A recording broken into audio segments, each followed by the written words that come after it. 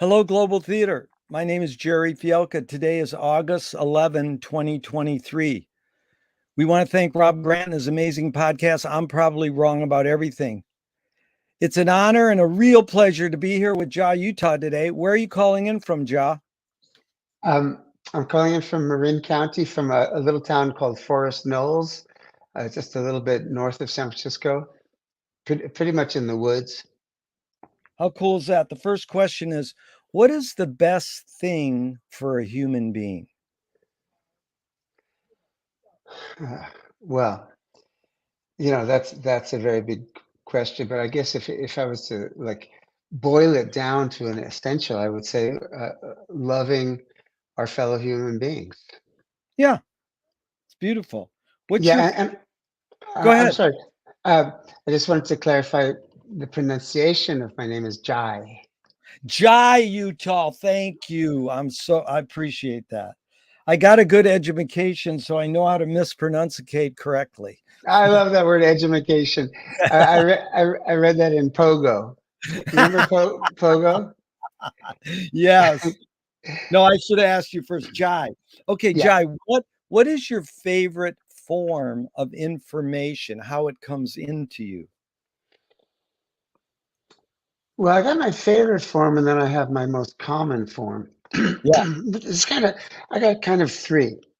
My favorite form is nature. Is Yes. like taking a walk in nature, or just sitting. I love to sit outside and drink my morning coffee and just look at the trees. And I feel like there's an information that comes from that I can't put it into words actually, Yeah. but it's a really kind of gives me direction, gives me uh, just a sense of my place in the universe. Yeah. Uh, well, yeah, and there's a couple. So then the next source of information that comes to me is when I'm singing or playing music. There's I'm kind of this. I don't want to sound pretentious, but I'm kind of directed on what each note is, what the next note is, and what the chord is. It's not like I'm not saying I'm channeling or in necessarily always in a spiritual state of mind, because it's not that. But there's something that comes to me, some almost molecular information that comes to me when I'm singing or playing music.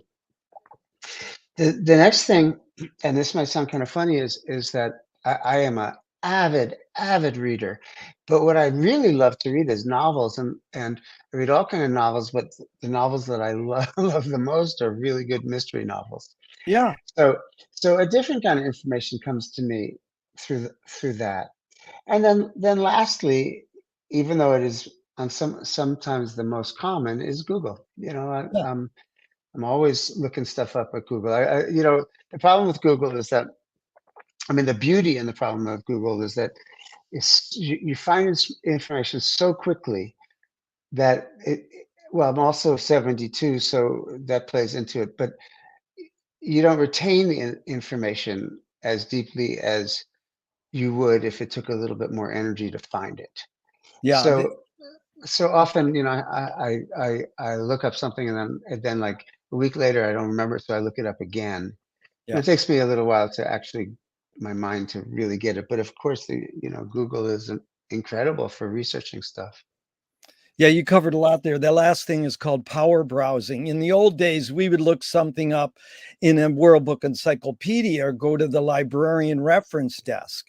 But Right. now it zooms in so fast that we miss all that stuff that might, help. But I agree with you on all four of these are amazing. Let's go with the third one for a second.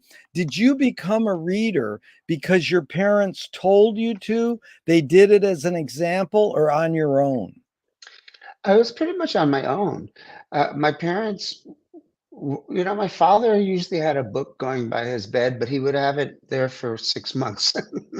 Yeah, um, I don't actually recall my mother reading. I know she read magazines, but so for me, very early on, reading was an escape from it's even before I discovered music. It was sort of an escape from a difficult and a very unhappy family situation. So, I remember when I was a kid, I just started reading Hardy Boy mysteries, Yeah.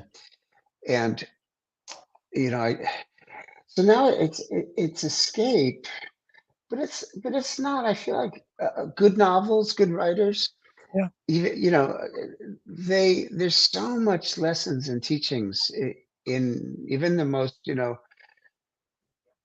I don't know dark stories, dark adventures, thrillers. If it's a good writer that has some depth, um, Yeah. And so, why do you think humans collect or gather information? do they? Yeah, Hi, I you see a know, nice magenta hair there. I know that's my wife. She's just dying to see how you look because of how much effect you've had on our lives over the years. Let's let her poke her head in. Susie, say Oh, hello to. okay. It's Jai, by the way. Jai Uttal. Hello, darling. Hi, Oh my God, you're like a total god to me. I can't believe, and you're as handsome as I imagined. oh, thank Honestly, you, I thank I you. sort of pictured that you would be like you look like I don't know, very classy dude. I put on a classy shirt for the Yeah. podcast. Well, it's a pleasure to meet Pleasure to meet you. Hey, I hey. love your hair. Thank you, darling. Thank you. Have and a wonderful interview. and Thank you. I'll send you a link to her singing also. She's sung at Carnegie Hall. She's a pro jazz singer, and she Oh, really was wow. inspired by your songs over the years. So we appreciate this. But yeah, it's funny because no one's really challenged that question because I usually say, "What's your favorite form of information?" Why do humans collect information? And then I say, is it more hardwired or invented? So, any thoughts on that? What sort of motive is it that humans feel they have to are obliged to collect information? And is that hardwired in us? Is it innate in us to do that, or did we invent collecting information? I have to say that when I look at the human, the global human condition, so to speak, it looks to me like the vast quantity of humans are not interested in information. Yeah, Uh, um, and that's kind of sad. yeah, But I think that's how autocrats get into power, and that's how fascists get into power, and people are just told what to believe. They don't yeah, explore further. They don't explore deeper, and it's a tragedy.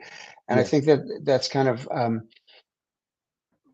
what we see happening in the world today. Now, no, I don't want to make it's not like everybody because pretty much everybody that I am close to in my circle of friends and extended family are inquiring people, and they want to know what's going on, and they research whatever they're interested in. So I'm not saying everybody, but I look outside into the world, and it looks like a heck of a lot of people are not caring about information at all. They're yeah.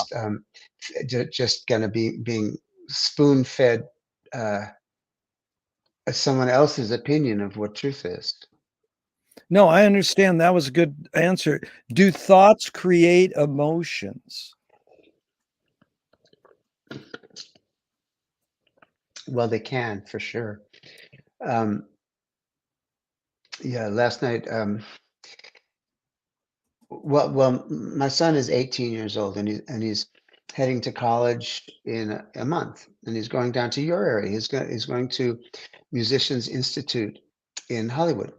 Nice. Yeah, and my wife and I were, talking about, uh, just talking about this, and we started to worry because you know, we've been so such overprotective. I don't want to say over. We've been such protective and giving and taking care of parents, and then we think, oh my God, our son's going to be on his own in the world.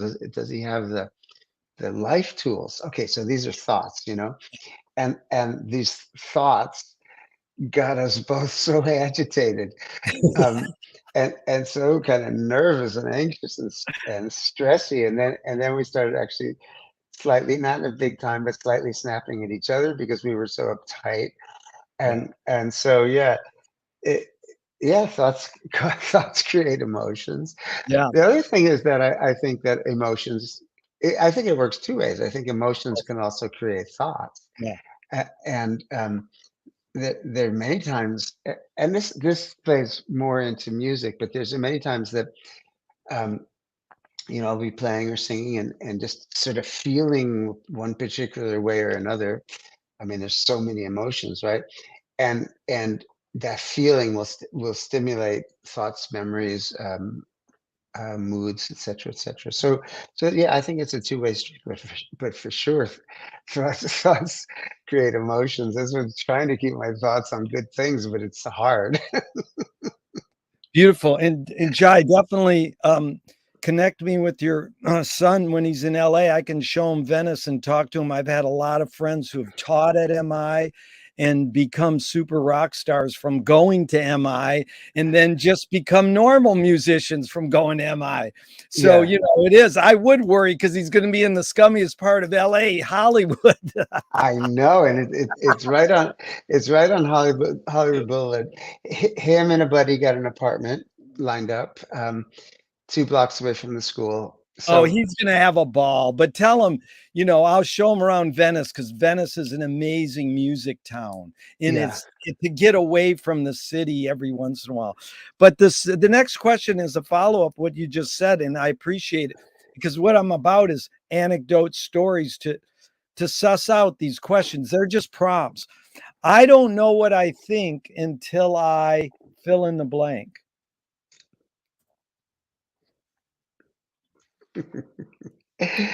I don't know what I think until I quiet down and just kind of check into myself. Uh, Yeah. so often people say, how's it going? And you say, it's going good. But then if you're like in a slightly more serious environment, not serious, not I don't mean serious, but slightly less casual environment, somebody says, how's it going? And sometimes I feel like, well, that's a hard question to answer. Let me think for a minute. Well, on this hand, because I experience, and I know many people do. Probably everyone does probably if they're aware of it. Sometimes really dichotomous uh, emotions and things happening at the same time. So last night I was at a 12-step meeting, and you know uh, I was reflecting on how life has so many ups and downs, but at this particular moment in our life, so many things seem to be like coming together in just a beautiful way. And at the same time, I was feeling really on edge because my back was really hurting. I had back surgery 2.5 years ago, and I'm doing really well, but occasionally um, it flares up. So that physical pain was affecting my mood, and so at the same time as I was saying how right now things seem so filled with blessings, at the same time I was feeling agitated and um, I won't say irritated, but restless because my back was hurting so much, which I'm sure played into, now that I think about it, into the stress that my wife and I had later in our communications. There's so many levels, and it's really hard to be aware of all the levels within us that are happening at one time. And not that we should be aware of every level at every moment, because then you just like become too self-involved. But there is that times it's like, how are you feeling? How you doing? Well, I gotta think about that if I can answer, because if I want to answer that honestly, I had to really take a breather. Yeah, we call that phatic communication. It's casual talk. You go, "Oh, how you doing?" Everybody goes, "Fine." "How's the weather?" "Oh, good." People, it's just that water cooler talk. But Yeah, indeed, and it's sort of like when people go, "Oh, I was just kidding." I go, there's no such thing as kidding. It's just a casual thought. Of course, there's such a thing as kidding, but there's something deeper and they just want to brush it off and do casual conversation. So I get, can humans think without language? I can't answer that because I've had language since but let's go back though. Becoming a father was the most amazing thing in my life. So I'm just thinking back to I don't have memories from when I was pre-language. But I do remember my son when he was pre-language, and I feel like he was thinking all the time.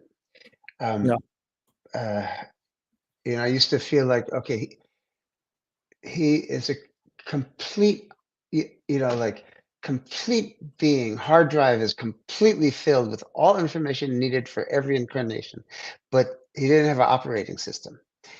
Uh, so the operating system is what develops over a couple of years. But I felt him to be completely present and completely filled with knowledge and ideas before he could talk. Of course, I don't know, that might be projection, but it was a very strong feeling of that. So I have to say, yeah, people can think without language, but I don't know. Are there adult people who don't have language? I know all over the world that the languages are different, and in some very, very primitive tribes, primitive, I use that word. It's not the right word because some of these primitive tribes are more advanced than Right, any right. any Exactly. civilization, but language might be much more simplified. I don't Yeah. know. I can't say because I'm not knowledgeable. No, I appreciate that answer. Rebecca Solnit said it so well. Just because you ask a question doesn't mean I have to answer it.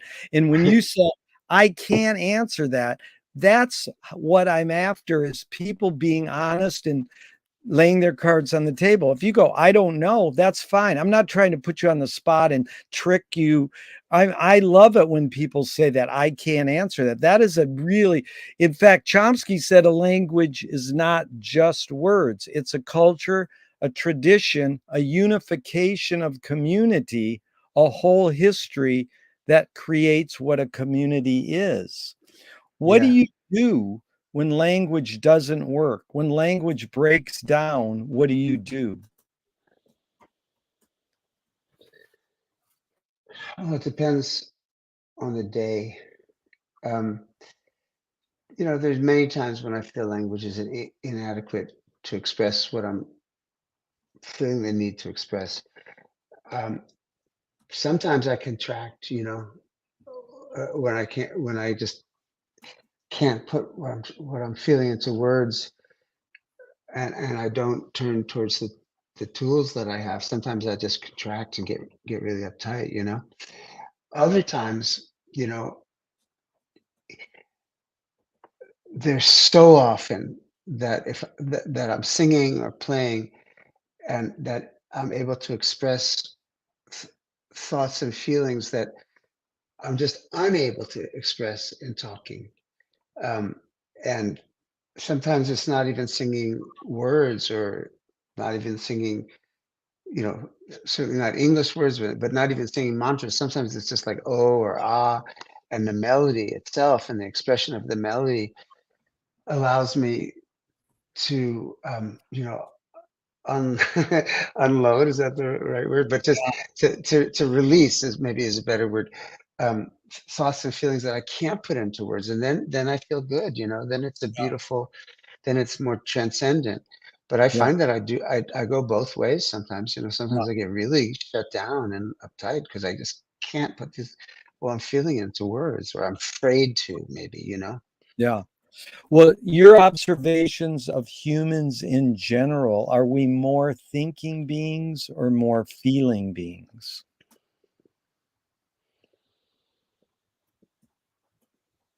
Well, again, I feel like that my circle. I feel like really lucky in a way that my circle of friends, my circle of I say extended family, it's pretty extended. Yeah, Not necessarily blood family, but like close friends are very feelingful people.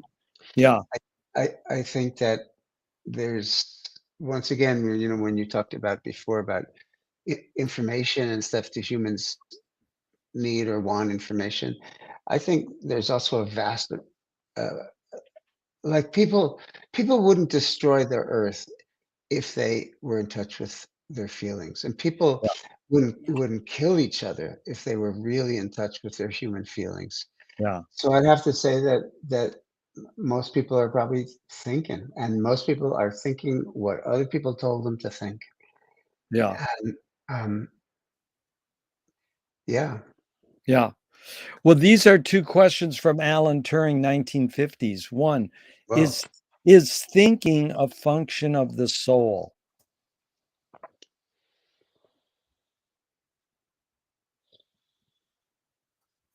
in Indian philosophy, there's a thing called manas. It's a word. It's a Sanskrit word, and it is a place in one's being. It's like it's a place where the heart or the spiritual heart and the mind come together, and um, the thoughts, words, and actions that come from that place are uh, purely be- uh, healing and benevolent and inspired and genius. You know. Um, Now I forgot the question. Is thinking a function of the soul? Oh, okay. So so again, I think for many people there's that disconnect between the soul and the true inner truth that lives in everybody. I believe there's a disconnect, and um, the thinking is coming from conditioning from very mental places, from very unsoul connected places. Uh, but then when the thinking comes from that munness or that mun, then it's a different story. Then the thoughts are original, whatever they are. The thoughts are authentic. Um, they're not DNA programmed.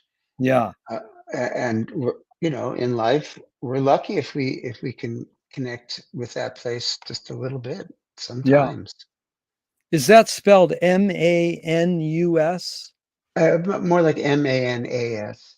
AS. And yeah, and sometimes it's just MUN, like MAN, but phonetically you would write MUN, but the way Gotcha. it's Yeah. No, that's good. The second Turing question is, can machines think? say again. Can machines think? Oh boy, that's the whole AI question, right? Um, I hope not. Great. uh, that's such a big thing right now, and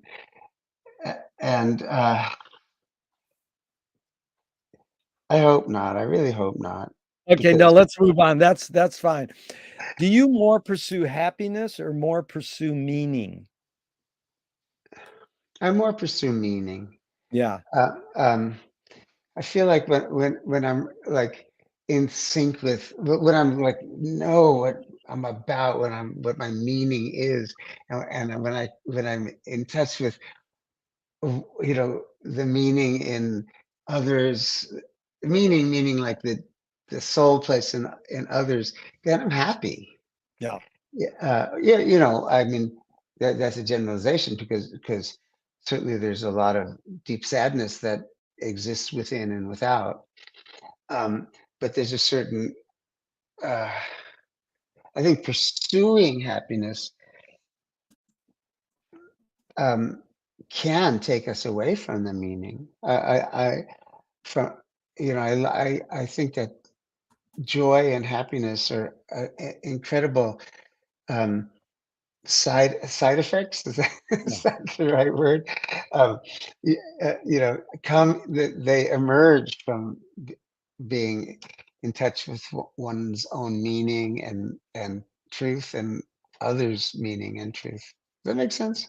Yeah, no, it makes a lot of sense because it's really me and you versus the wording on the questions. And, this question comes up, pursue. Sometimes people say, well, I don't know about that verb. And I'm for rethinking the wording on the questions constantly. But I got it from Viktor Frankl's book, Man's Search for Meaning. And he'd say, happiness doesn't necessarily last, meaning tends to last. So, the next question is, you actually touched on this in a way, and I'm curious, does the brain more detect consciousness or create it? Like, is consciousness there bubbling away and we're more so detecting it or more so creating it? I think we're more so detecting it. Um, I'll share a story. I do these for 20 years. I think more than 20 years. My wife and I have led camps in various places around the world, um, focusing on Indian chanting and the process and practice of chanting. So one time, oh gosh, it was quite a while ago. We were doing we call them kirtan camps. We were doing it in Lake Atitlan in Guatemala, and it's just such a beautiful, beautiful, beautiful place. It's one of the most beautiful places on earth that I've seen, at least. And um, about 3 days into our camp, a woman raised her hand and she said, I'm having trouble because I'm an atheist and I don't, my whole life I've been an atheist. I cannot relate to gods and goddesses and these concepts and these stories you're telling from Indian culture. They're nice stories, but I can't relate to them as having any like real truth to them. So I was quiet for a minute and I said, well, okay. Um, like aside from that, how are you feeling? And she said, I mean, it's like, what's happening with you? Aside, hold that thought. And what else is happening with you? And she said, well, it's funny because usually my emotional state is like really monochromatic kind of, and but I've been finding I'm laughing, I'm crying at times, and I don't really know why. And she said, usually I avoid contact with people. I don't like sit down and have conversations with people that I don't know. But here I've been like having deep conversations with all these people, and it's really been beautiful. And then she said, I am a complete city girl. I don't like nature. I don't seek out being in nature, and it's just like I don't like it. And but she said for the last 3 days I've been taking these walks, around the lake, and well, you can't walk all the way around the lake, but around the lake and area and through the jungles and stuff. And every plant I see just kind of blows my mind. I feel kind of like I'm on acid or something. And then well, basically she went on and on with like the amazing things that she was experiencing. And I said, you know, you should be the poster girl for kirtan chanting. uh, and we all have we all have these belief systems and mental constructs, and these belief systems that we all carry around with us, they're not unimportant. They're important. It's part of us, but they don't need to be the conductor of the train. Yeah. And when the heart and without sounding too new agey, but when the heart and the emotions and the feelings uh, are so kind of woken up, I guess you could say, that they're better at conducting the train than the mind is, because the mind will take the train to just one destination, where if we follow all these feelings that are happening, and our bodies, what we feel in our bodies too, it will take us to unknown destinations and unknown, um, you know, beautiful, beautiful experiences that we would never have dreamed in a million years that we would find for ourselves. So yeah, that was, and now we're still friendly. And now she is a film director, and all of her films are about spiritual beings. She made that film about Yogananda. I think it was called Awake, I think, and so she was pretty transformed. Yeah. It was almost like she found her god or goddess in another form than what we want to define it as. And you sort of enabled her through fasting from the city, getting away Yeah, from being a loner and whatnot. Beautiful. I appreciate any anecdotes, stories, and tangents are totally welcomed. Is what's faster, speed of light or speed of thought? speed of thought. Uh, Although not being a scientist, I can't really say why, but one thing my guru said, he said the mind can go a million miles in a fraction of a second. Um, you know, it's amazing and frightening sometimes when you think how fast your mind can go, just bounce from one thing to the other. And then your earlier question, do thoughts create moods? Yeah. You know, how you can bounce from one mood to the other, just not as fast as the thoughts, but stimulated by the thoughts. Um, I wonder what the neuroscience, or I don't know even know what scientific field it would be, but I wonder what the scientists would say about that. Well, I it's don't know. interesting because the way I usually answer or react to the answer is if they say speed of thought, I say, well, there's no right or wrong answers to any of these questions, but that one you got right. Because some people are so linear that they go, oh, well, we can measure speed of light, so it's got to be faster. But it's evident the way you described it, and I agree, speed of thought is way faster than light because we can't really measure it. But Yeah, anyways, right. there's a poet, Audre Lorde. She says, you can't dismantle the master's house using the master's tools. And her associate, Yvonne Rainer, said, you can if you expose the tools. What new tool do you suggest? I don't know if I understand that question or those Yeah, it's statements. basically, I'm glad you asked because it's basically, again, you put the questions into the context you want. So the question is basically saying, what tool do you gravitate towards? And you can add the word new if you want. And apply the Yeah, poet. Audre Lorde is basically saying you can't dismantle the master's house using the master's tools. That's sort of probably metaphorical, but it could be physical or it could be non-physical. It's sort of a metaphor. So I open some of the questions with cute quotes, but you don't necessarily have to apply the quote to the question. I'm wondering, why would somebody want to dismantle the master's house if it was truly a master? Because in her case, I think it's white supremacy or yeah, Oh, the oh, oh, oh, you okay, know, okay. but Yeah, like yeah. there's another great metaphor here I like to explain is Frank Zappa's question, who are the brain police? He's not saying the brain police are the bad consumer capitalists. He's saying, who are they? Are there someone inside you or are they some outside force, your environment? So I think what she's saying is you can't dismantle the master's house, whatever you want to consider that to be, using the master's tools. But that's just her thought Yeah, to bring up the idea of how we utilize or how our tools shape us. yeah. I've recently been informed that the use of the word master is not appropriate anymore.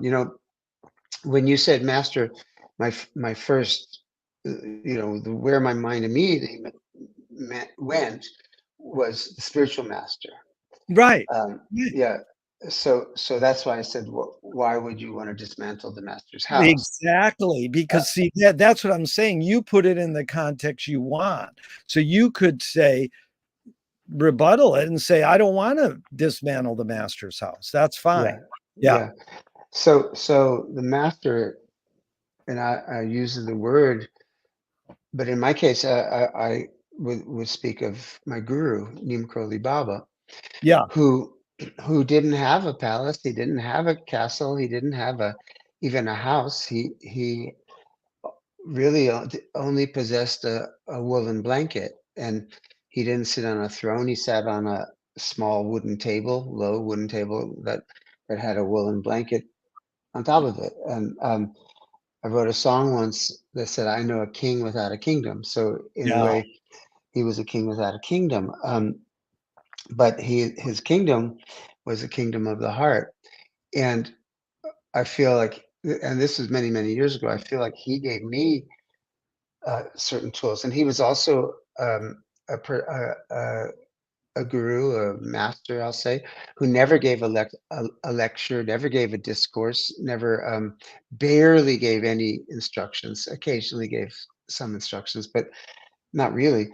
But the tools that he gave me was mantra. Yeah. And the tool of mantra for me, and particularly, several very simple mantras have become the kind of the foundation of of my inner, well, I won't say a mansion, I'll say my inner hut. My inner thatched hut. That's good. My inner hut. um, and and and that hut, it's very often like getting blown almost down by the waves of my mind and my emotions. But the tools there, are always quite accessible to hammer back in the palm fronds, so, it doesn't blow over. and like, in a good day, that the house can even be strong enough to give shelter to someone else. Yeah. No, um that was really a beautiful answer. I was hoping you would say mantra, and it really is an amazing tool. In what you said about your guru giving no lectures, it kind of reminded me of Krishnamurti saying, "Hey, I don't know anything." But it's a joke that I learned also. The guy goes to his guru and he says, "What's the best question I can ask you?" And the guru goes, "The one you just asked me." Yeah, like someone asked my guru one time, uh, how do I raise my kundalini? Yeah. And and my guru looked at him like strange, like, kind of the look was like, Why would you even be thinking about that?" And he said, "You can raise your kundalini by loving people and feeding them." Yeah. Beautiful. Yeah, Love and feed them. How yeah. simple is that? That was kind of the essence of what he Yeah. said. Yeah. That's like Michael Ventura says, the best thing to do with a homeless person is look them in the eyes. That I just saw it. chills me every time I hear it. I was passing yesterday. Went to the pharmacy, and sitting outside of the pharmacy was a young woman with a baby, and uh, sh- she was asking everybody, of course, to help her out. And I walked by, and I saw her for a second, and I thought, she's too young to have a baby. There must be some kind of scam going on here. And then I went in the store and did what I was, doing. And then I came out and I saw her again, and I walked past her and felt like, oh no, she's just wanting something from me. And I shut down, right? And then by the time I got to my car, which was not very far away, I thought, what am I? What? Where you at, man? Um, uh, Here I am. Like these days, I'm asking friends and extended family to help us with my son's college tuition because we can't afford it fully, and and we've gotten so much help, and so here I am at this moment in my life asking for help and receiving it, and this person, wherever they're coming from, whether she's actually the mother of that baby or not, she's in need, and I walked by. So I actually, looked into my wallet and got some cash and I walked back. And it's not like I stared deeply into her, but I looked at her and I gave this to her. And, it was a real lesson for me, Yeah. just in the course of, a lesson of like, wait a second, if I can ask for help, I must be able to respond to other people who are asking for help and Yeah.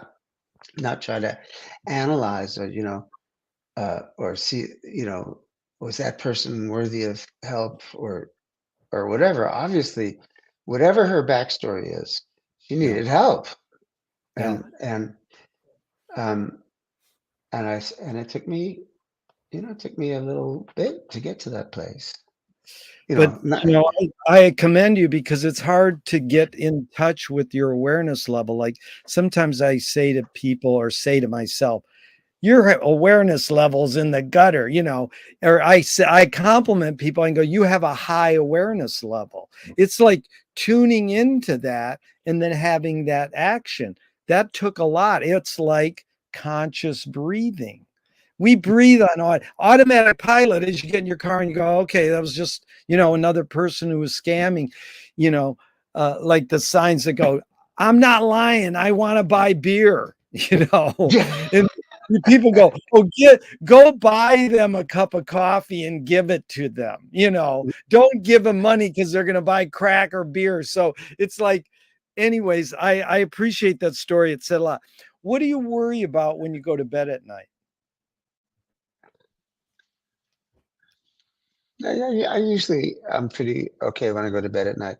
Yeah, I before going to bed, I spend some time singing and chanting and doing some prayers and stuff, and then I go to bed and spend a little bit of time reading whatever novel I'm reading, um, and I'm okay. But that being said, I often wake up in worry, yeah, um, and I worry about the vast, lots of things I worry about, and I'm aware that I pray for more faith and more trust because I am aware that to some extent, I'm not saying this I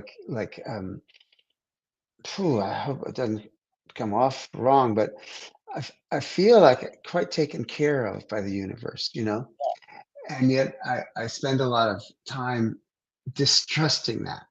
yeah, And so what do I wake up? I wake up, am I going to die today? Am I going to die before my son's an adult?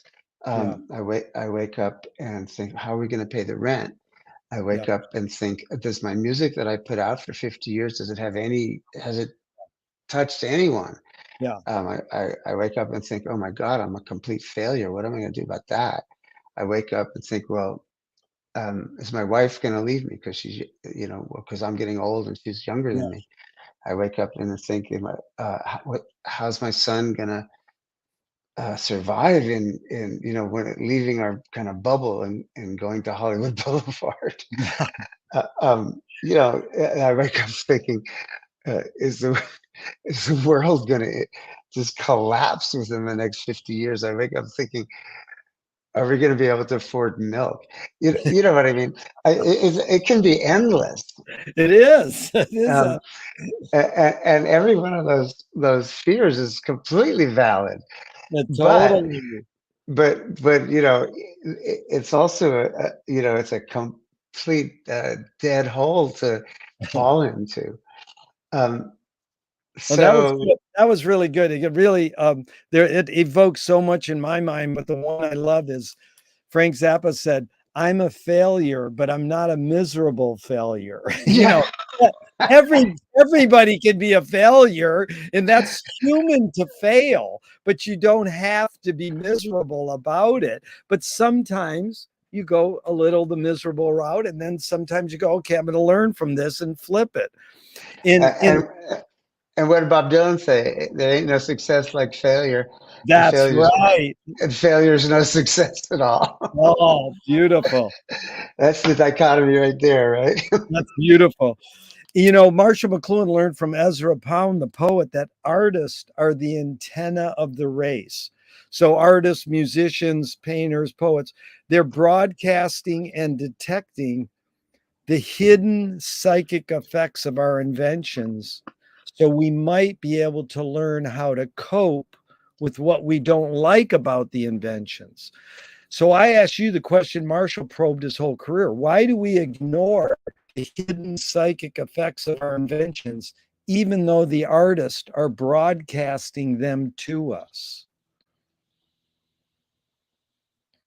Well, it makes me think of a couple of things. One thing, again, I'll go back to my son Ezra, because you named Ezra Pound, so my son is named Ezra. Um, Teenagers now, many teenagers now are having a really, really hard time, and it's pretty understandable. They look at what the world is, the state of the world, and um, uh, it's really hard. It must be really hard to feel like you're coming into your adulthood in a world that has already failed you, and that making a living is ridiculously hard, unless you're like a techie, I guess, and just will the world be here long enough for us to have kids, and many, many, many, many things. But then I see my son is and his friends, all of his close friends are musicians and artists, and um, I feel like this passionate creativity is the medicine, um, of soul survival. So my son and his friends, of course, they're moody teenagers, but they're not depressed because they're always creating. Yeah. And and my son, well, of course, I'm his father, so I think this, but he's an amazing, passionate, and very talented, skilled keyboard player. And he's playing with me in my band quite often, and Yeah. I know, you know, well, I don't know where he'll be in the world. I don't know how he'll find his way into adulthood and life, but I do know that this music that he's playing is the expression and the salvation and the healing of his own heart. And Yeah. and I see that with his close friends as well, and makes me feel really grateful because I think without it, I don't know what the kids would be like. I think it's a really hard time to be a kid Yeah. now. They just had the pandemic and the wildfires and so much, Yeah. and yet my son, uh, there's no sense of despair. There's just a sense of I want to create, and then I have this, with myself. I, I think I've put out 20 albums maybe, and I got Grammy nomination, and I'm pretty respected, but financially, we look at streaming, which is the main way that people listen to music now, and Yeah. and and how completely exploitive that is to the artists, and I'm too old now, I feel. I shouldn't say it that way. I'm at a place in my life where touring is not it's not up for me. I Yeah. I I was doing it a lot before the pandemic, and I was sick a lot, and then the pandemic kind of It's weird, because I didn't travel for 3 years, and was my mental, my physical, and my emotional, my health was so much better. So I realized, I do so I'll be doing some trips for sure, but not extensive. So then I think, well, uh, all this art that I've put out into the world, um, nothing has come back. And no, Yeah. I'm talking in extremes because it's not Yeah. that nothing has come back. But then on the other hand, as I said, we did this GoFundMe thing for Ezra's college, Yeah. and so much love has come back through that. Yeah. And I don't know. It's just uh, well, I don't remember the question so much, but yeah, I think it was, why is it that people don't listen to the Yeah. energy that's coming from the antennas of the musicians? And I think, again, there's an artist. Again, there's a disconnect because everyone listens to music, but there's this place where it's become, they just take it for granted and don't understand what goes into the creation of that art, Yeah. because it's so easy. Again, it's back to even the thing about information. It's so easy to find something on Google that you read it and, oh, well, that's cool, and then the next day you forget it. And Yeah. so there's so much music coming out on a day-to-day basis, and it's so easily accessible. You don't have to go to the record store and buy a record.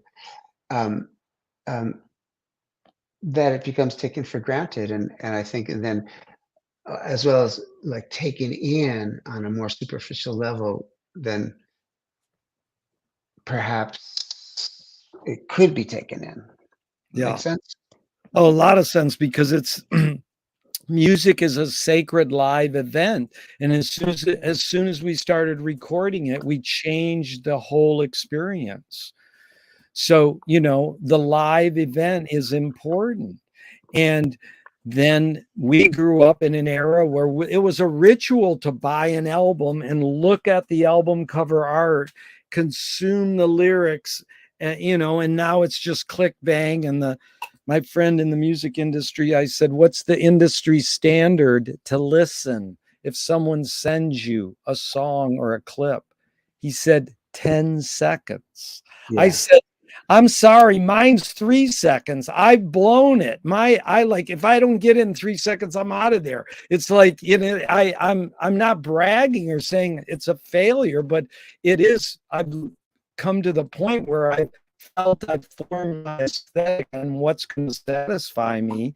And again, it's without understanding this person needs to buy their food or their shelter, and they're doing a service. It's like your friends at the grocery store don't just give you the groceries free, but musicians are like, come and play a gig for me free. They music's easy. That's so Yeah, I music should be free, and yeah, and it should be free. And even Emmett Grogan Rigola, the diggers in San Francisco said everything should be free. but unfortunately, so I was talking to my wife just yesterday, I think, and we were talking about inflation. Uh, it wasn't a big conversation, but it was a small conversation about how, every year everything's more expensive, and Yeah, that's just sort of, we've grown used to it. But the pay scale of musicians has stayed the same kind of for the last 25 years. And totally. and you know, I love, well, just like you said, it used to be we'd save some money. Then when we had enough money, we'd go down to the record store and look at what's come out and really think about it. And then you only had enough money for one album, so you buy an album, and then you take it home, you take off the shrink wrap, and you look at the cover for a while, and it's just like, wow. Exactly. And then you look at the back cover, and if you're lucky, it's got an insert that has, or it opens up and it's got the lyrics, and then you put it on. And and Yes. and yeah, so now I'm probably with you. I'm about a 3 seconds. Nah, man, I'm probably more like your friend. I'm about a 10-second guy. Uh, um, But I and mean, I will honestly fall into listening to something for an hour and appreciate it. But I'm just saying, in general, things have shifted. And yeah, so my much. my my follow-up question, and that was beautiful answer about really answering why we ignore, is do artists have moral obligation? What do you mean moral obligation? Well, it's good you asked that because that's what this series is about, is inventing new questions. So it's sort of like people tend to try to figure out what we mean by moral. And so it's a difficult question because most people, well, there's a challenge to the consumer of art or the listener of music is, do you separate the art from the artist? Do humans, I mean, here's how most people answer that. Do artists have moral obligation? Well, everybody has a moral obligation, but they're creating something that might not be considered to be acceptable in the moral standards. So that's where, do because that's what art does to you. Sometimes it pricks you, like McLuhan said to Pound again, needles the subnabulism. It needles you to wake up. So if that needling involves something that's not morally or socially accepted, is that, not acceptable? Do they have an obligation to always be moral? Well, you know what? I think it comes down to what we mean by moral, because I think that I will say that everyone has a moral obligation, but Yeah, we might have a different concept of moral. We have an obligation to care for each other. yeah, We have a moral obligation to uh, make sure, or we can't make sure, but to try our best that everyone is fed. yeah, We have a moral obligation to make sure, or in our own little way, to try to make sure that that everyone has roofs over their head yeah, and is safe. And uh, so I think that usually when we think moral obligation, we think like what you were saying, like the common morality system.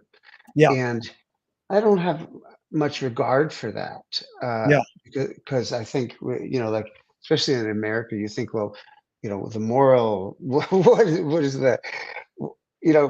is the way people are supposed to be? Well, they're supposed to make sure they have a house with 2 cars and 2 kids, and make sure they don't have any affairs, and that they stick to their job for 4 years and get their pension, and et cetera, et cetera, et cetera. yeah, So my entire life has been like completely not in that frame at all. yeah, But I think that the real moral obligation, it's so much easier to say than to do. yeah, But it's what we as humans, I think, need to aspire to is basically compassion. It's yes, and compassion in action, and yes, and whether that action is, it's like picking up some garbage on the street, or helping a lady cross the street, or some people are so amazing and then they get out on the front lines and do major things in the world. yeah, And but just, in whatever little steps that we can take each day, that's our moral obligation. And I don't know, and artists, I don't know that artists have any bigger claim to that than anybody. right. um um Well, the example I was going to give was someone I asked all these same questions to about a year ago, Jello Biafra, who's the leader of the punk group, the Dead Kennedys. sure. Yeah, I He, live in the Bay Area, I know him. right, and he has a song "Kill the Poor."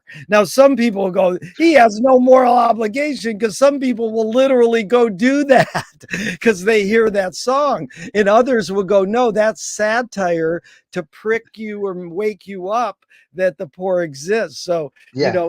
it is that fine line of who's defining what is moral. That whole, I mean, Jello Biafra is incredible. Like, Yeah, I don't love the music, but that the way that he, this complete social activist rebel, but a lot of it through satire.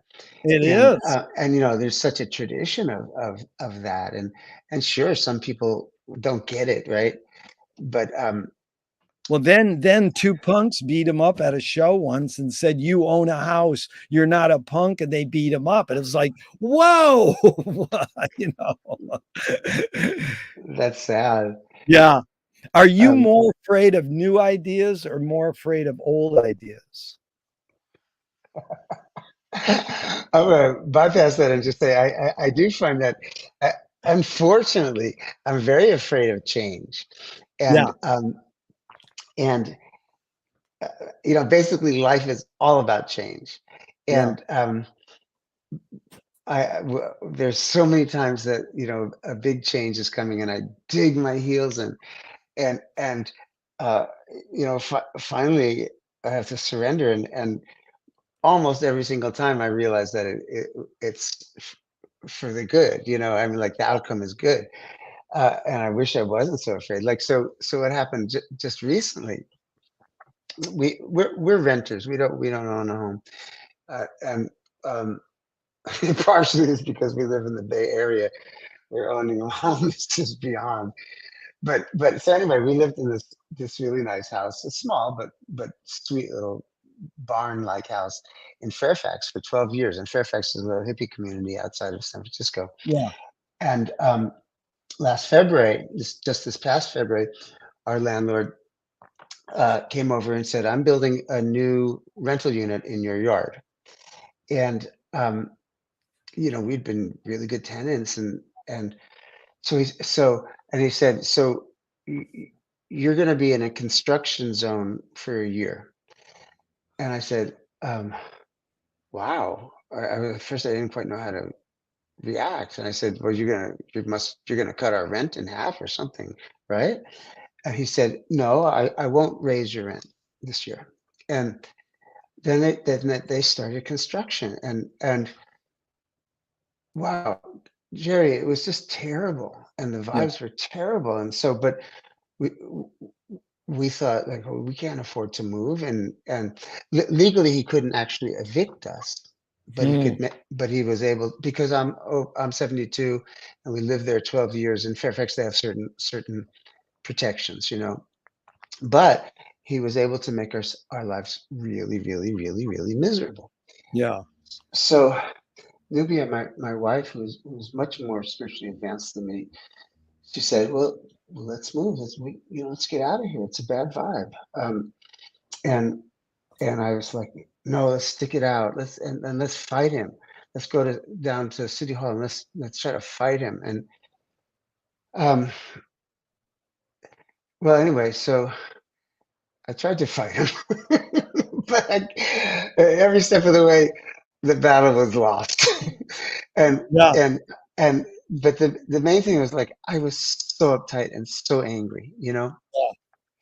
And then what happened was, well, okay, how after 12 years, how do we start house hunting? Everything around here is too expensive for us.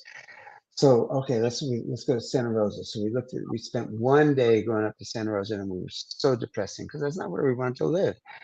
And we came back, and Nibia suggested I call a friend that I have, who's got a lot of connections in the community, and she wrote back with a link to a house to rent, in Forest Knolls, which is like 15 minutes uh, toward the ocean outside of Fairfax. It's pretty close. And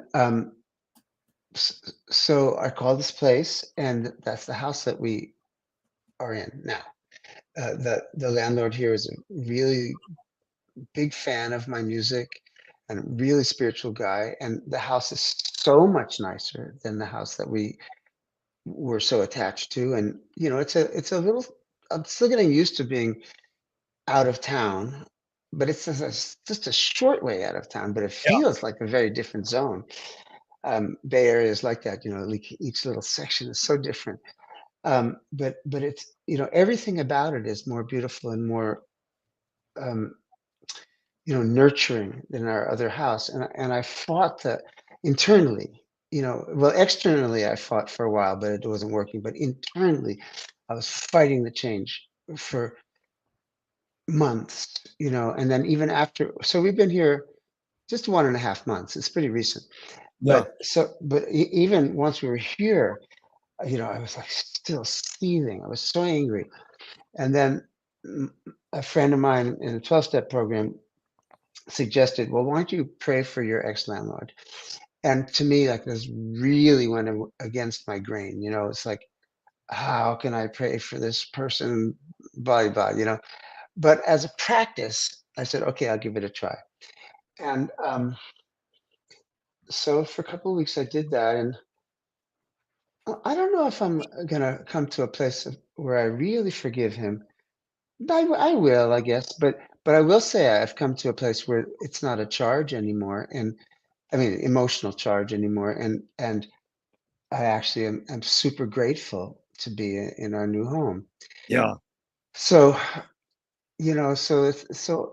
and I sometimes I put it in the context like, maybe because of childhood um, imprints and stuff, I always have this kind of catastrophic thinking of, something's coming, it's going to be really bad. Yeah. But then it never is, you know, like sometimes it's a little uncomfortable things, or sometimes it's not like, Yeah.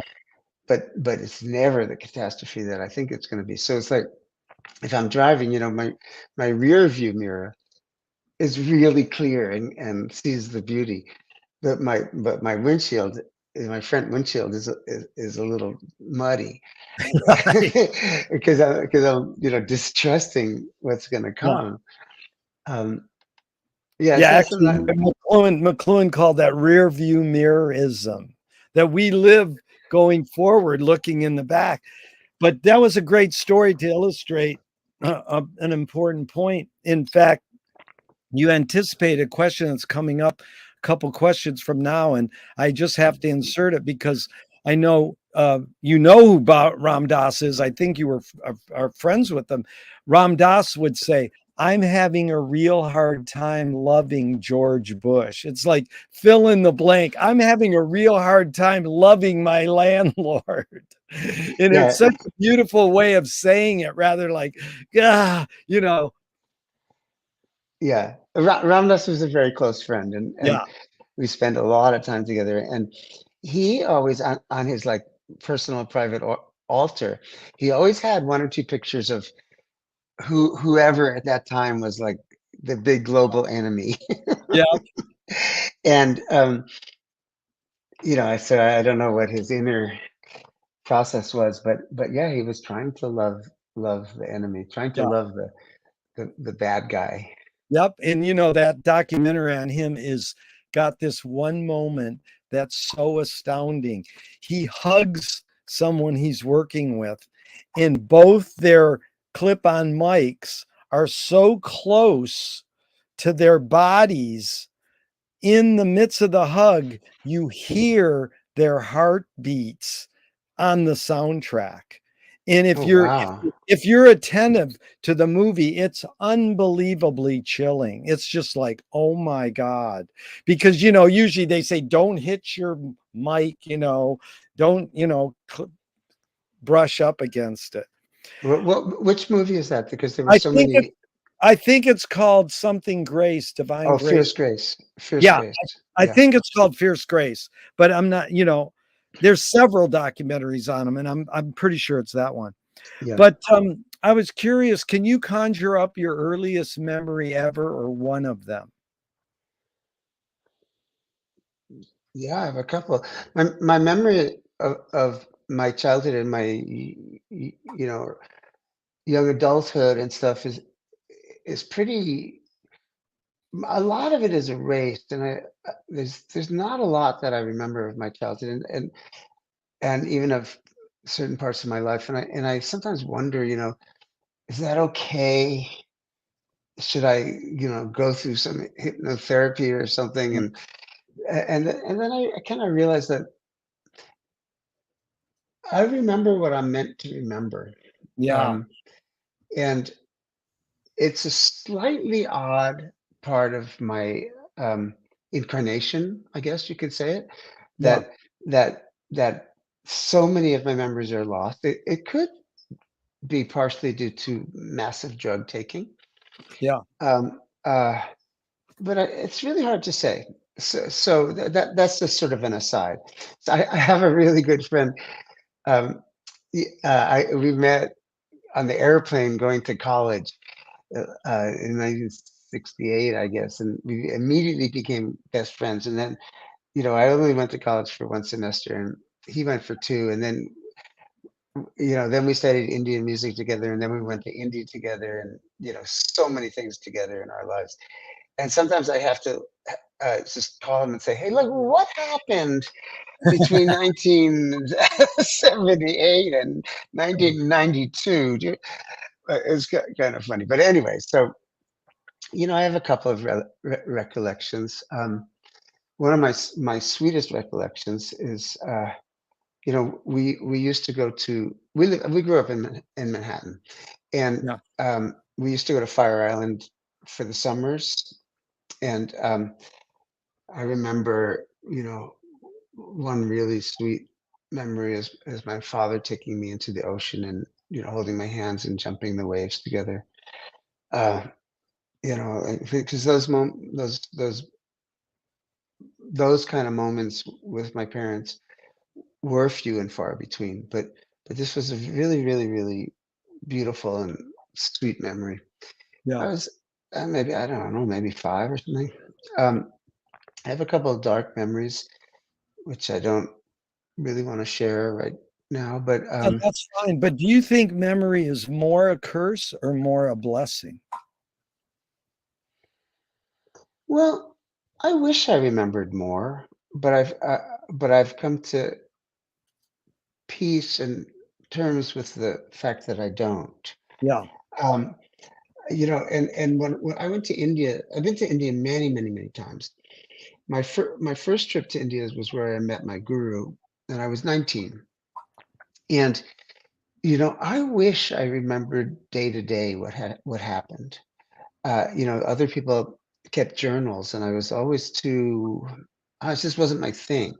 But I kind of wish that I had, because I would like to go back to those all. I would like to be able to remember every single minute of while I was there, but I don't. But some key moments I do remember, and likewise, I had this really strong memory of.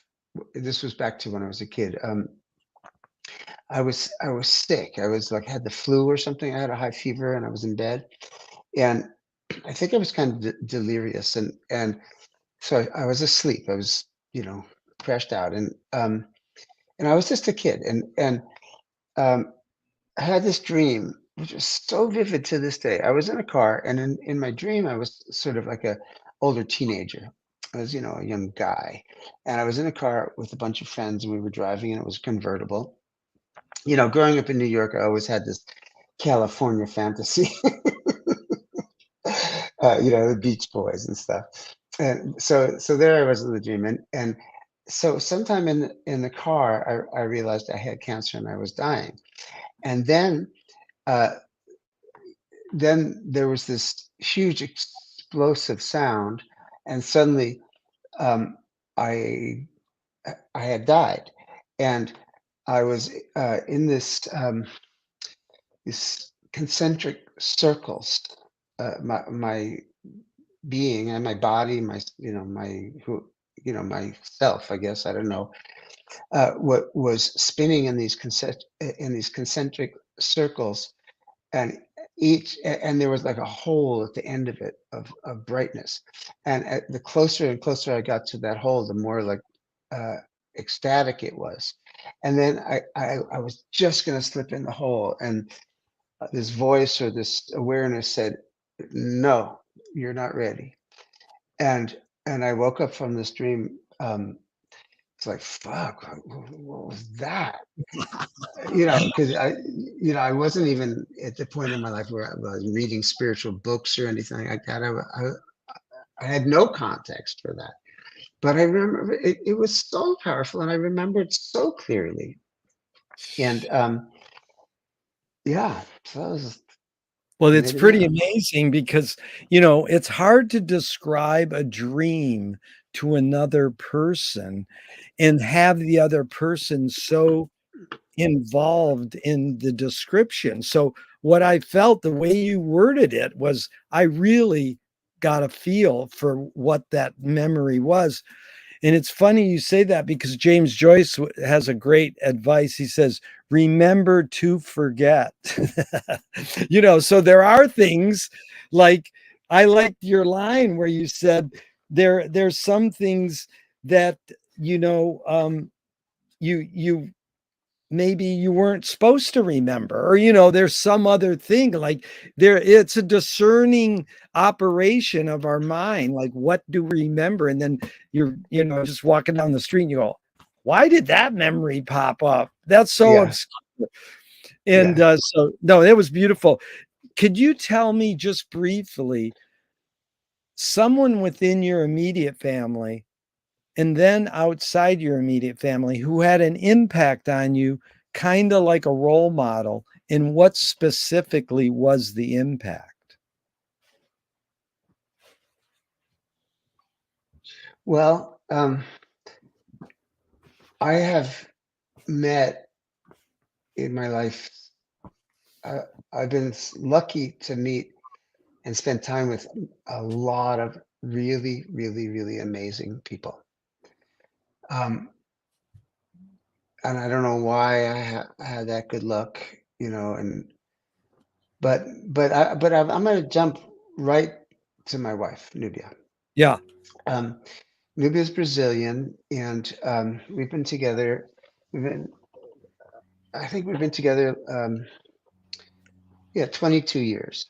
Yeah. Um, and Nubia's younger than me, and when I met her in Brazil. I was there. She actually sponsored, not sponsored, but she arranged a mini tour for me in Brazil. Um, um, Not that she was a concert promoter, but she was a fan and like that. So at that point in my life, my drug addiction and alcoholism were really bad. Now I was still, uh, what I would say, devotional spiritual musician, and I was still creating music that I still love and I'm still proud of, and it was definitely coming from my heart and from my soul and from all the good things. But my life was extremely out of sync. I was creating as much as I can beautiful music, but I had lost a, a certain amount of integrity doing um, because of these addictions and substance abuse. So I was a mess in a lot of ways. I was a mess. And then I met Nubia, and even in the just the communications over email, the planning of these gigs and this trip, basically completely fell in love with her, and she with me, and so you know we met, and it was amazing, like a little romance kind of. But then I came home, and she was stayed there, of course, and um, but we knew we wanted to be together, so I had to do a lot of cleaning up, so to speak. Not just getting sober, which I did, but also cleaning up many other levels of my life. And then she came up to San Francisco, and she came to do a yoga training, and we spent some time together. And I realized I didn't want to spend another another day in my life without her. And the thing was that when I met her, it was the first time that I wanted to be sober in many, many years, because I wanted to, fully be able to feel my feelings. And so, but then even after getting sober, being with her made me feel I was safe enough to allow myself to feel how terrified I was. Yeah. where I had never felt safe enough to even be able to be aware of those feelings that I was carrying, Yeah. of of fear and terror, and like we kind of vowed to each other that of course over the course of our relationship there would be times that we would be angry at each other and have fights. Of course that's normal, but we said we're never going to start screaming at each other and cursing at each other, because previously I had been in that kind of a relationship and so had she. And I'd say like 99% we've been able to do that. And I think that whether I put it like because of Nubia I feel like I'm alive. I mean, not feel like. I mean, I don't think I would have been alive if I hadn't met Nubia. Or I could frame it also like that my guru brought me and Nubia together to keep me alive.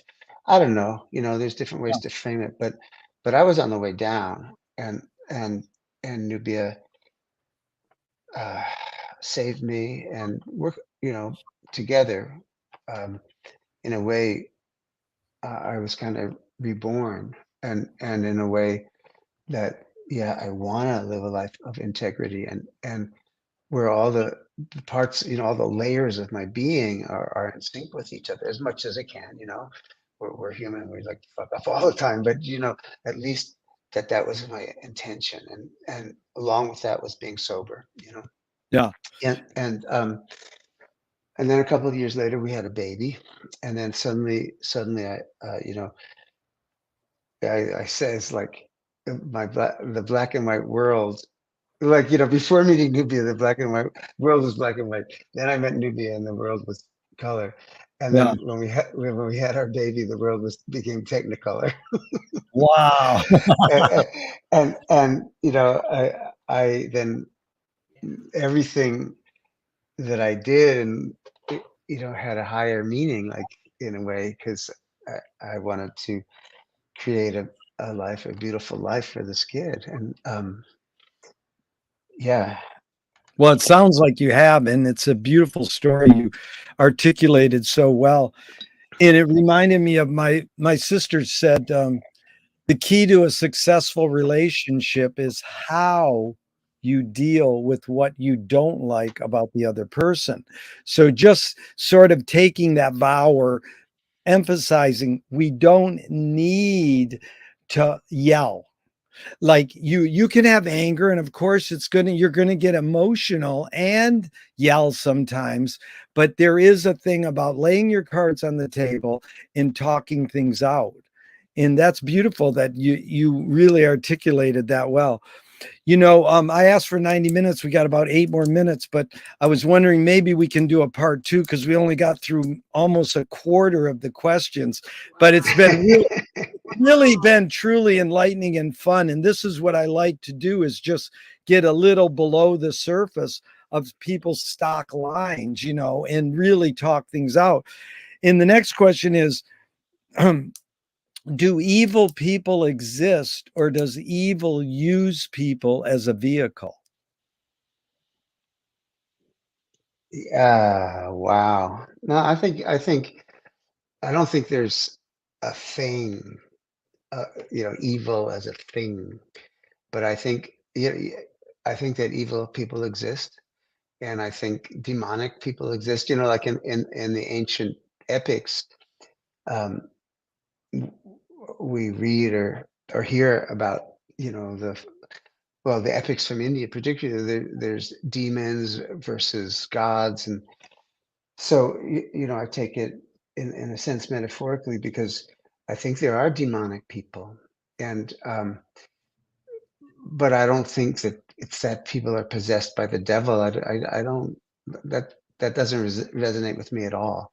Yeah. But to say that there are no evil people in the world would be like wearing rose-colored glasses. Yeah. There's evil, you know.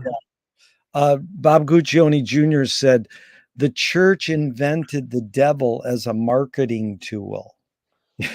We can save you from this.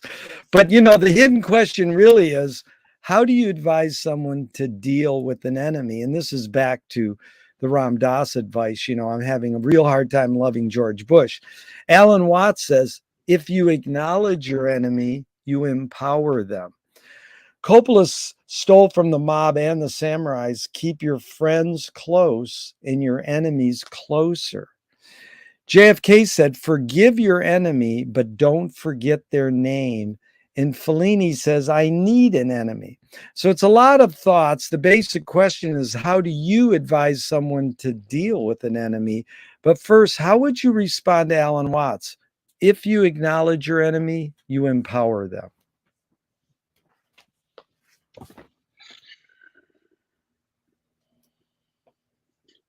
Well, I think you have to acknowledge your enemy. Yeah. Otherwise, you don't have to engage. I Yeah. mean, like I think what I fell into with our ex-landlord was over engaging. Yeah. Yes. Yes. But if you don't acknowledge your enemy, you're kind of pretending that that person is not there. Yeah. And not only does that allow the enemy to, I mean, using enemy for, lack of a better word, but not only does that allow that enemy to do more harm to you, it also allows that enemy to do more harm to others. Yeah. So I don't know. I guess maybe it empowers them, but I don't know, because but I think you have to acknowledge Yeah. your enemy. But I The- mean, and as Ezra came home from school in his younger days and he was being bullied, what kind of advice, what would you say to him? What's your strategy how to deal with a bully or an enemy? Well, thankfully, it happened once in a preschool, and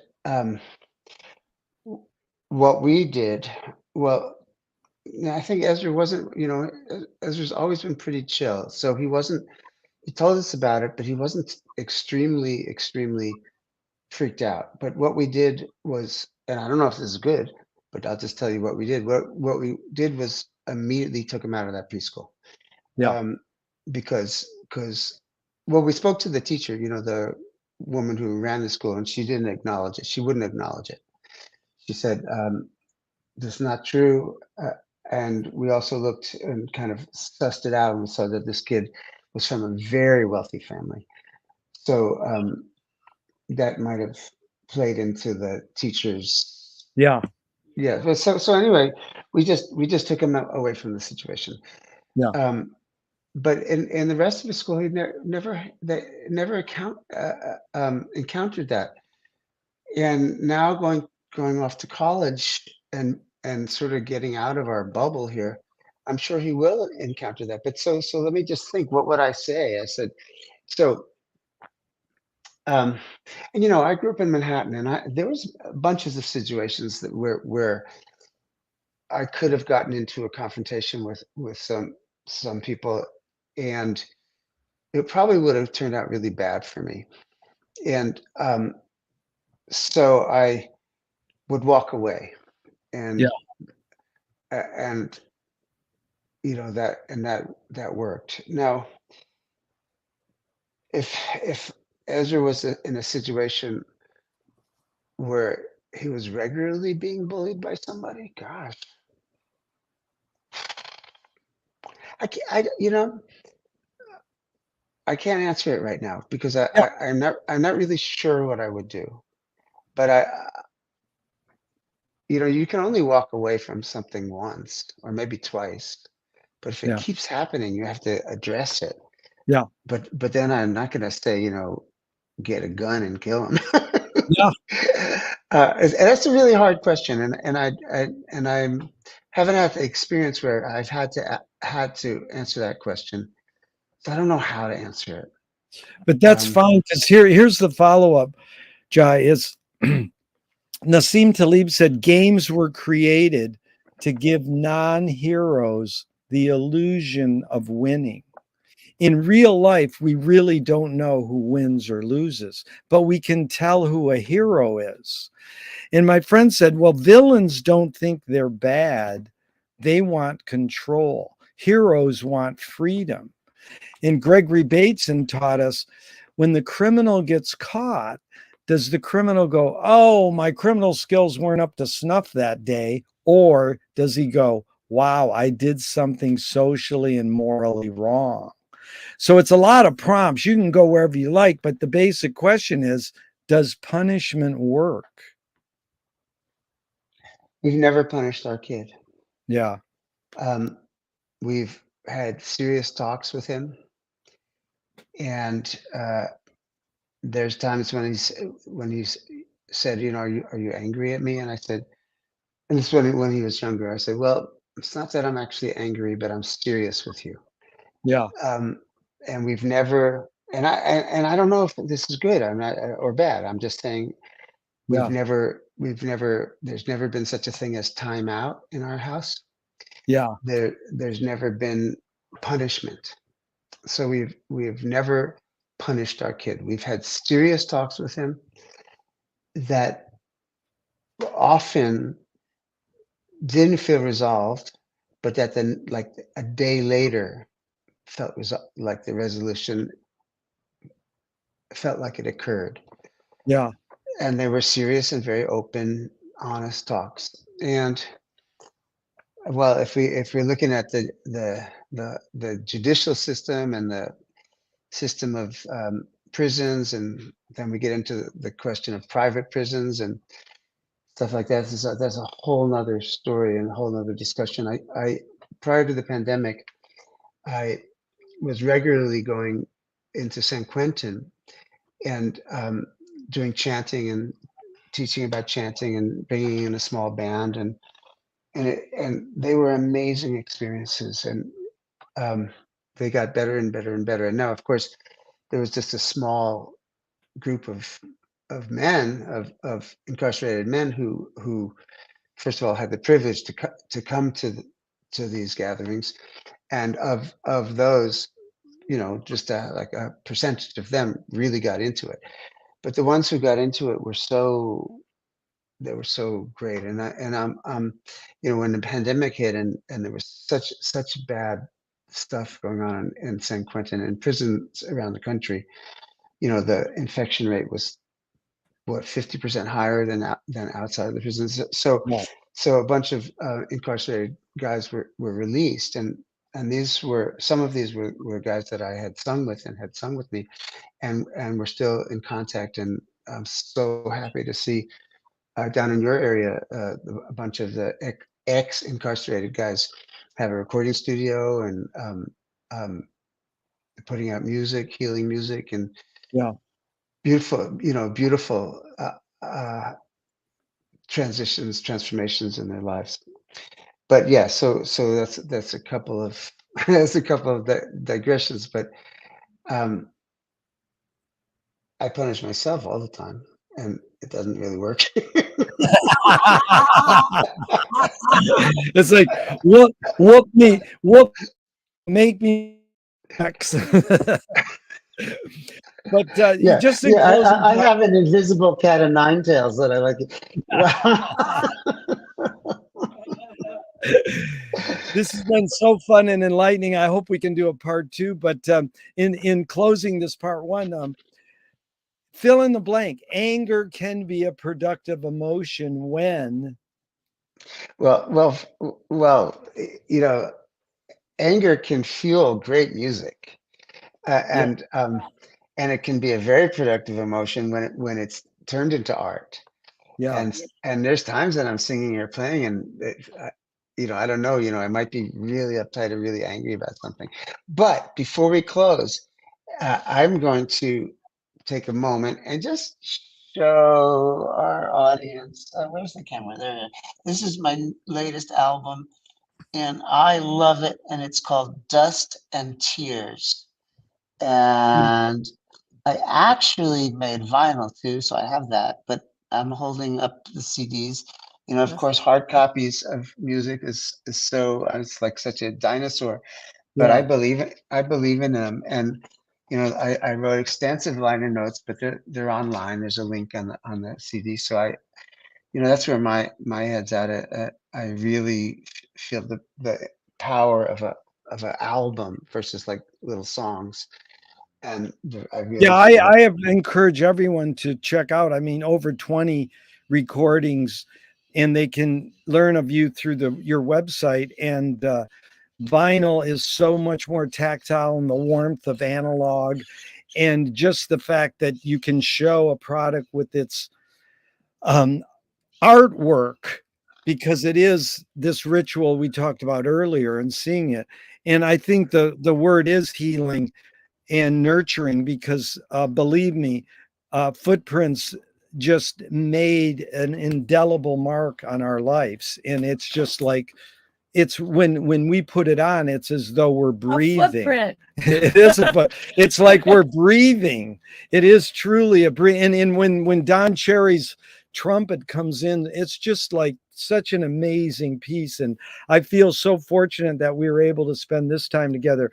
And I'll send you dates, and it's down the road, maybe 2 or 3 months, we can do a part 2. But thank you so much. This has been so enlightening, and I really appreciate how articulate and concise you were with telling us stories and anecdotes to illustrate your thoughts on these questions. It really was enlightening. Thank You're you a beautiful person. Yeah. Thank you guys so much. And let me tell me your name again, beloved of Jerry. Susie. Susie Williams. Yeah. Susie. Yeah, we're gonna get your record. And I'll send you a link to her music too. But it's really beautiful spending this time, especially keep us posted when you're back in town, because we have to meet in person as well. But this has been awesome. truly nice. And so, and indeed, send Ezra my email and say I'll show him around Venice and the music business. There's lots of great places we can hook him up with besides that Hollywood. Youngsters just love Jerry. They do. Okay, we'll do. And I'll be in LA, a lot more often now that Ezra's going to be living there. Yeah. So we'll get together. We'll definitely get together. Thank you so much. And even though I'm going to hit the end broadcast button, I know and hope this will never end, and we can keep talking forever and ever. Awesome. Thank you so much. See you guys. So great to meet you.